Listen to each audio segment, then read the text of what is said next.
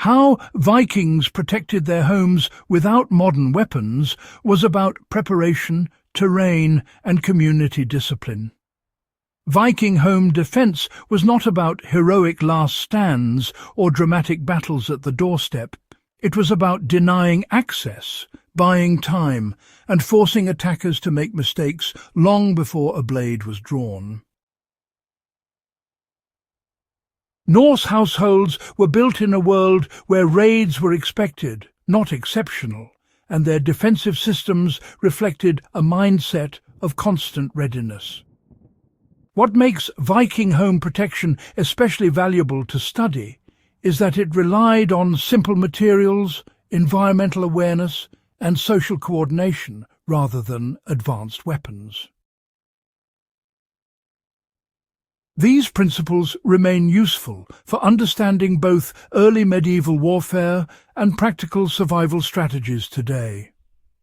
Viking settlements were placed to control movement before any fight began. The first layer of Viking home defence was geography. Norse farms and villages were rarely placed at random. They were positioned to dominate approaches, limit visibility for attackers, and create predictable routes of movement. Coastal settlements often sat slightly inland, elevated above shorelines, so approaching ships could be seen early. Inland farms, you see, favoured ridges, narrow valleys, or areas bordered by marshland, rivers, or dense forest. These natural barriers, well, they slowed attackers, forced them into narrow paths, and removed the element of surprise. Quite clever, wouldn't you say? Even today, choosing or modifying a location to limit access routes is more effective than relying on tools alone. Longhouses, for instance, were designed to be defensible structures, not just shelters.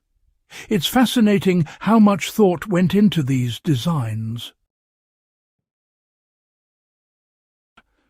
The Viking longhouse, yes, was indeed a defensive asset. Thick timber walls packed with turf created insulation and resistance against fire, arrows, and forced entry. Doors were deliberately small and low, forcing anyone entering to slow down and expose themselves. Windows, well, they were rare and narrow, reducing points of vulnerability. Quite ingenious, really. Roofs were heavy and steep, difficult to climb and resistant to collapse. Inside, the layout mattered. The central hearth provided light, while the darker outer walls created concealment for defenders. Vikings understood that a home might become a last defensive position, even if the goal was to avoid direct combat. Defensive fencing and earthworks extended protection beyond the home itself. Many Viking farms were surrounded by fences, ditches, or low earthen walls.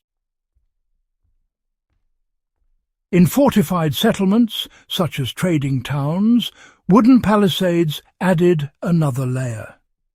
These walls were tall, tightly spaced, and often reinforced with earth. Barriers do not need to be indestructible. They need to control timing and movement.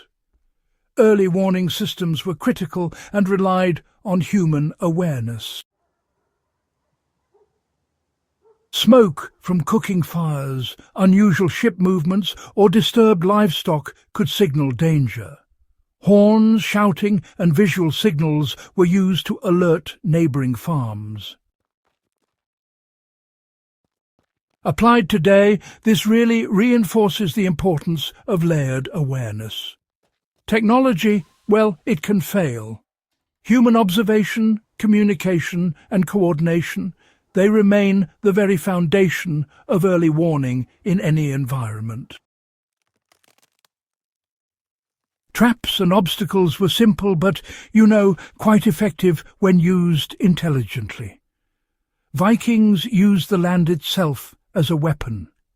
Hidden pits, sharpened stakes, loose stones, and deliberately uneven ground could be placed along known approaches.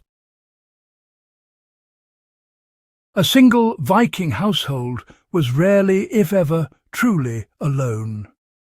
Farms were spaced close enough for mutual support, and kinship networks ensured rapid reinforcement. If one home was threatened, others responded with manpower, tools, and coordination.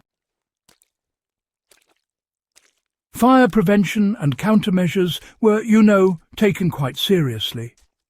Fire was really the greatest threat to any wooden structure.